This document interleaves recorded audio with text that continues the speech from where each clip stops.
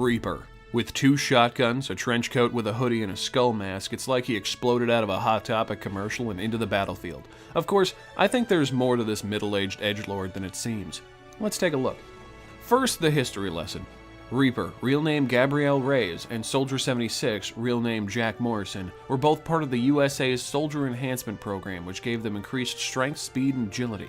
When the Omnic Crisis happened, an event where the robots of the world rose up to assault their owners, Jack and Gabriel showed off their new abilities and paved the way for an organization known as Overwatch to be established. This organization gathered the best and brightest in the world to help solve the Omnic Crisis, and when Gabriel joined, he was given leadership of the group.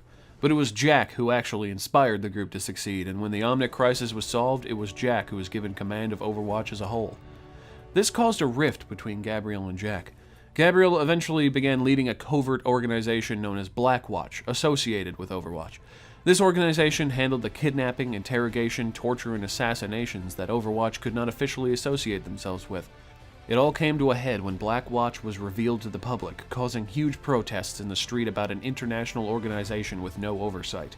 This also caused more arguments between Gabriel and Jack. Those arguments exploded at the Swiss HQ of Overwatch. There's plenty of speculation about what happened that day, but what we do know is that there was an argument, and the base exploded. Actually exploded. Officially, both men were listed as dead. Unofficially, both men survived. Jack would escape without being noticed and go into hiding for many years. Gabriel was not so lucky. In-game conversations between Reaper and Mercy imply that Mercy attempted to revive Gabriel, but the process did not work as planned. Whatever happened, the result was that Gabriel walked out of the event with supernatural powers to teleport and fade into a mist, and that he was horribly disfigured in the process. Thus, Reaper and Soldier 76 was born. From that point on, Reaper worked as a mercenary, responsible for terrorist attacks around the world and showing no loyalty to any particular organization. Based on his actions, it appears his goal is to hunt down former Overwatch agents and kill them. We get to see a few of his exploits in the cinematics and comics, though first is when he tries to steal a list of Overwatch agents from Winston, but fails. The second is when him and Widowmaker attempt to steal the Doomfist gauntlet, but fail.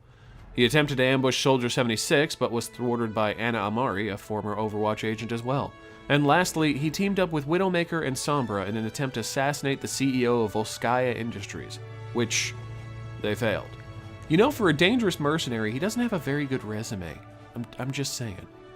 When fighting against Reaper, nothing really seems out of place for his persona. He shouts, "Die! Die! Die!" when he does his ultimate ability and calls himself Death in like 6 different voice lines. Death walks among you. Dead man walking. Death comes for all. He's kinda gone overboard on the whole Reaper persona, don't you think? That being said, when he's on the Allied team, he's surprisingly professional. Ignoring character-specific interactions, he's short and to the point. Sniper. Moving the payload. Form up. Enemy sighted. Clear the area. He still has some lines regarding his condition and being scary, but otherwise he does the job. Which leads me to believe that Reaper persona is just that, a persona. He adopted it to use his condition to scare people.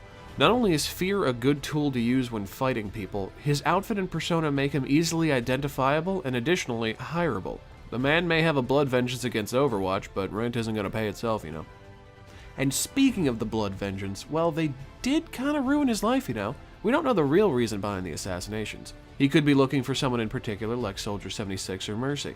The killings could just be a cover to hide his tracks so no one can find out what questions he's asking. That doesn't really justify murder, but, you know, maybe it's not senseless. No matter what his motives, I think Reaper is the perfect example of the slippery slope argument to becoming a villain. He was the first leader of Overwatch and helped them win the Omnic Crisis. Then, having that position taken from him, he chose to create Blackwatch to do the work that Overwatch could not. Unforgivable actions, yes, but in his eyes necessary to keep global peace. He may have considered himself a hero that nobody could ever acknowledge. Then to have someone in Overwatch betray them and leak the information about Blackwatch to the public, darkening his name and the organization he fought hard to create and sustain, it's no wonder he'd be angry about it.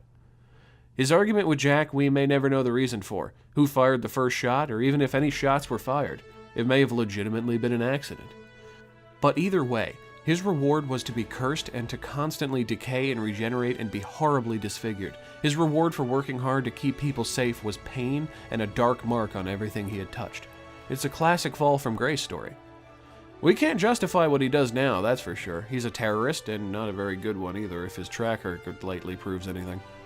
I'll be interested to see how his character develops, and if there's anything left of Gabriel Rey's in there to save. Thank you very much for watching. If you enjoyed this video, please hit the like, share, and subscribe buttons, and take care, everybody.